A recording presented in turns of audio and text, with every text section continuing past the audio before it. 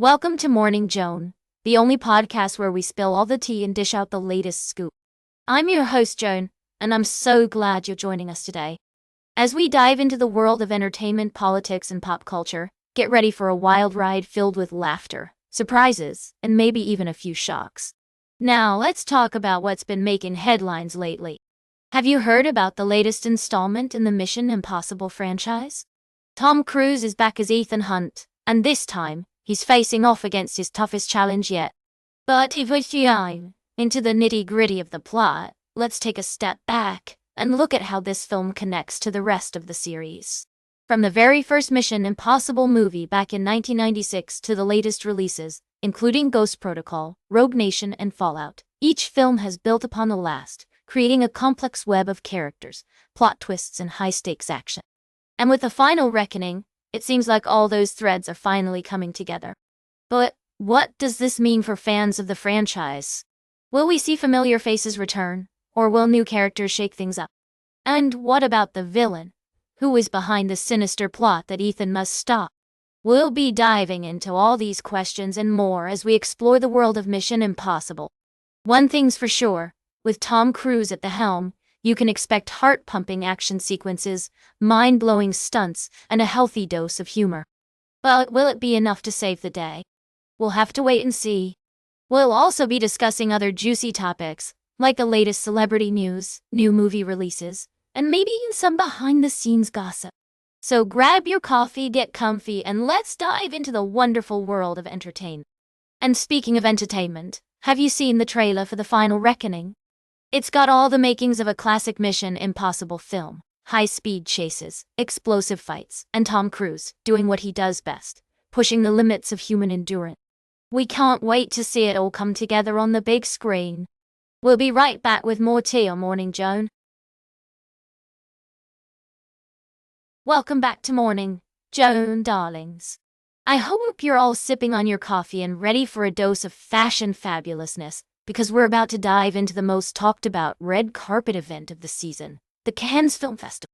Oh, can you feel the glamour in the air? I mean, who doesn't love a good excuse to get dressed up and strut their stuff on the red carpet? And let me tell you, these A-listers did not disappoint. From Emma Stone's stunning fringed Louis Vuitton gown to Julia Garner's lilac fringed Hader Ackerman for Tom Ford masterpiece, the fashion was absolutely on point. But, of course, with great fashion comes great risk-taking, and I have to give a shout-out to Heidi Klum for rocking that rule-breaking Elie Saab gown. I mean, who needs rules when you're a supermodel, am I right? And speaking of supermodels, Bella Hadid looked absolutely stunning in her Saint Laurent dress at the opening ceremony. Now, I know what you're thinking. What about the men?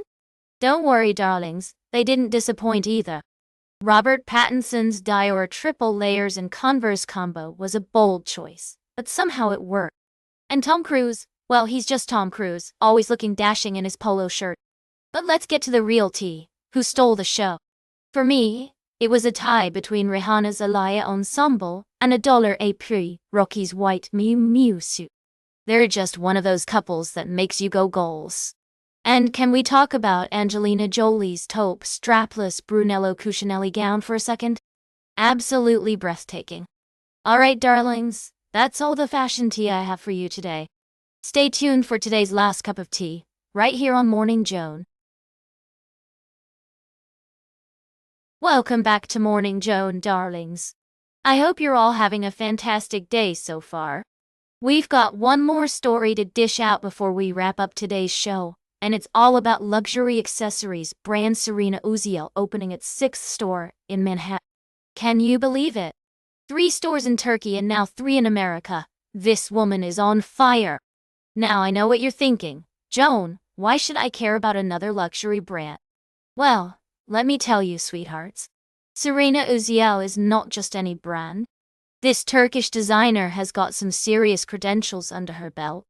She studied at Parsons School of Design, worked with the likes of Calvin Klein and Donna Karan, and even spent time with Zara in Spain. Talk about a resume that's dripping in style. But what really sets Uziyel apart is her commitment to craftsmanship and heritage. Her designs are inspired by ancient civilizations like Mesopotamia and Persia, with techniques like looms, crochets, and filigree that will make your head spin. And let's not forget the fact that she's all about empowering female artisans, something we can all get behind, am I right? Now, I know some of you might be thinking, Joan, this all sounds very high-end and expensive. And to that I say, guilty as charged. But trust me, darlings, these accessories are worth every penny. From her signature chain detail on sandals to the hand-woven Katina chain bags, jewelry, and belts, Uziyel's designs are truly breathtaking. To celebrate the new store opening, Uziyel hosted an intimate dinner at Casa Tua in New York, inviting some of the city's most stylish women to join her. I mean, can you imagine being part of that guest list? Talk about a night to remember. So there you have it, folks. Serena Uziyel is taking Manhattan by storm, one luxury accessory at a time. If you're in the area, be sure to stop by and check out her stunning new store on Madison Avenue. That's all for today's Morning Joan. Remember to like, share, and subscribe, and until next time, stay fabulous.